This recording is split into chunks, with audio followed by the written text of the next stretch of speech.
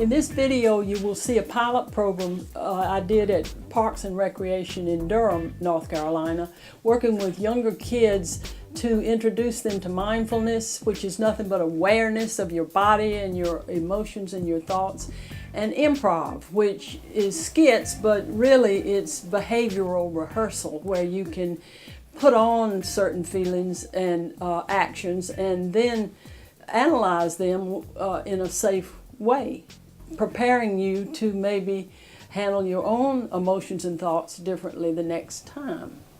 Now, this has been a goal of psychotherapy since it began, and in recent years psychotherapists have discovered mindfulness meditation and discovered that it has many overlapping goals with traditional psychotherapy, in particular that mindfulness is designed to help people to tune in to thoughts and feelings as they pass through one's awareness, and to just be aware of those thoughts and feelings, not to try and control them, but just to bring them into consciousness. Role play is an effective way to get to know feelings because it's an approximation of real life situations, but it has the safety that it is not real and that it's done in a controlled setting. It's as close as you can get to the real situation and still be in a setting where you have somebody who is controlling the level of arousal. This project with the kids at Parks and Recreation in Durham grew right out of my own story. I did well in school. I was put up a grade in grammar school. I excelled in high school. I even graduated in 3 years from college. We were a church-going family. We were middle to upper middle class, people with all the hopes and aspirations of that group. However, my life began to fall apart over and over and over again, each time more seriously. Finally, I got into therapy and found out that my suicidal thoughts had been produced by old feelings that had been repressed. Fear and anger and shame, and that I had to bring those out and learn about them and make friends with them and not banish them. At the same time, or maybe a little bit later as I ended the therapy, I spent 7 years in a volunteer stint with inner city kids in Durham. I used the same mindfulness techniques that I had used to combat stress in my therapy with those kids, and it was just as life-giving to them. What is going to be? You want to leave or you want to go home? That's one way to handle a bad guy. A better way is to persuade him. The mindfulness and the improv we added, which were skits to a little slice of life to show how we have to be mindful of what's going on down in the nitty-gritty. This kind of approach is helpful to adults as well as to children, but with children, the advantage is that they have their whole life ahead of them, so any skills that you can give them now to be more mindful of what they're thinking and feeling could impact their development for the rest of their lives in a very positive way. This time, you will see this same thing done effectively with smaller children, which makes for healthy adults. Finally, the day arrived when I actually met the children in class, and I explained to them that we would be doing skits, and they seemed fine with that. Okay, so what we're going to be doing is some skits. How many people have ever been in a skit? Let me tell you what a skit is. So then I told them about the skit, and everybody wanted to be in it. And you be brother. Yes. Okay. I constructed this skit so that it would illustrate how our feelings change and how quickly they can change. and how we show in our bodies what feelings we are having. So we took the family to D.C. where the parent had gotten a new job, and the two children are very distressed because they miss Durham. So we ham it up, and they cry and won't do anything that they're asked to do because they miss Durham so badly. So we keep it very simple. Then, not to leave them there, we hear a knock. And who should be standing there but the best friend from our old days in Durham? So there is much hugging and high fives and joy. So now we are in a place of joy and happiness and relief. In a subsequent class, we tackled the very strong emotion of anger. We did some breathing and some bodily awareness exercises, and discussed some things that made each one of us angry. Anger is a normal human emotion. We all have it. We all need to have it in certain situations. It's only a problem if people can't control it.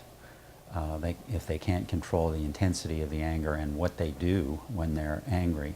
So if you, in a role play situation, can create a situation in which a child would normally be angry and then follow that through to some constructive way of addressing that anger, then I think that is entirely a helpful thing to do.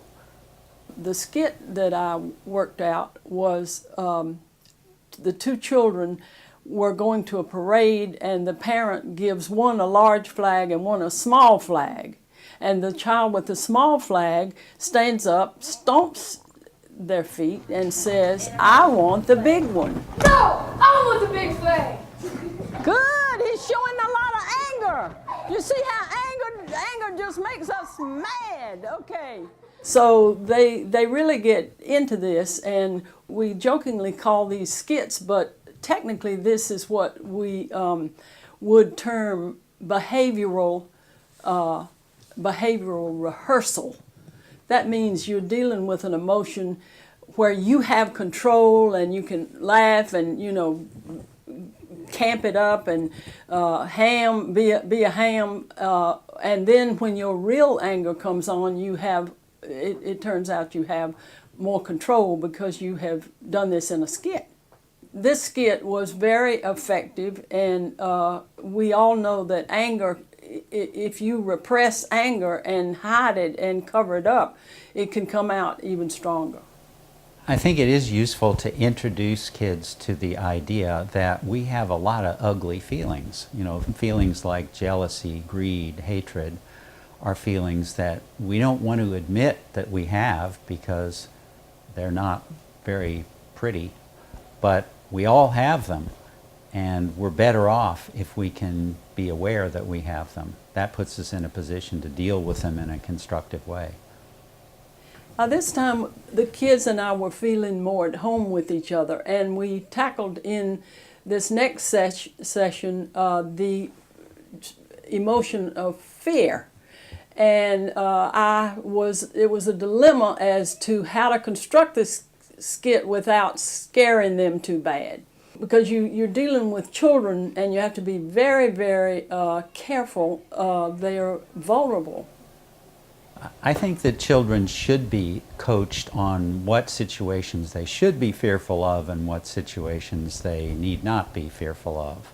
Most schools will teach children about what to do if a stranger offers you to get into his car and take you someplace.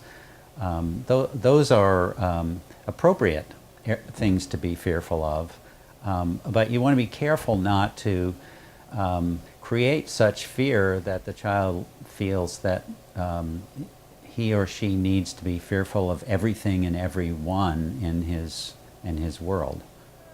We did some breathing exercises and some body awareness, and then we immediately went into a skit about the children going out on the streets of Washington to wave to Obama, and a man tries to lure them away with the promise of a brand new red bike for each one. So they come in shaking and trembling and tell the parent this story, and the parent says, "What did you do?" And they all said, "We told him we were not allowed to talk to strangers or go with strangers."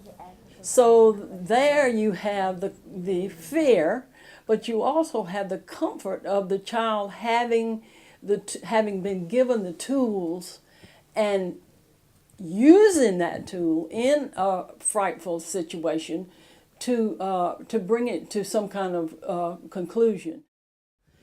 One of the most sensitive classes was the class where we addressed grief, which is one of our deepest emotions as human beings.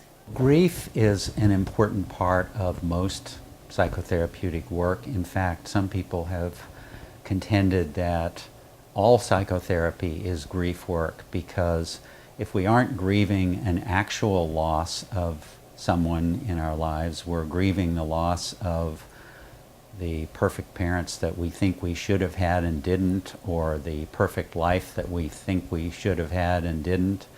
That all of this involves coming to some acceptance of the loss of something we had or thought we should have had. So I think working on grief in the context of role play situations is definitely going to be a very therapeutic thing to do. Before we did the skit, I had invited a counselor, Rico, to come in case we stirred up some grief feelings that the children couldn't handle. 3 children got underneath a bedspread, and I tried to keep the bedspread over those 3 children. They represented fear and anger and shame, and so they were struggling to get out, and I was struggling to keep them down. And so Rico reminded us that if you try to cover up your feelings and repress them, they can make you sick. And you think I should let them out? Yeah. All right. All right. So we have to take our feelings out and make friends with them. Shake my hand and go have a seat.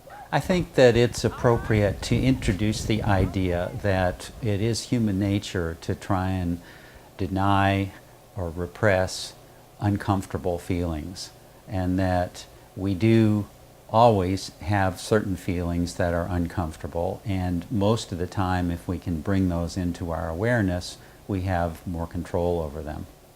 We devised a skit whereby they're in Washington and the child has a birthday.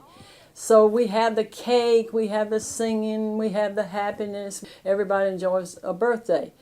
However, the birthday child puts its head in its hands, and he or she begins to cry and states that they miss Grandma, who has died in the last year. So we address that and say we can't bring Grandma back, but we can all go around and tell what Grandma did that made us love her so.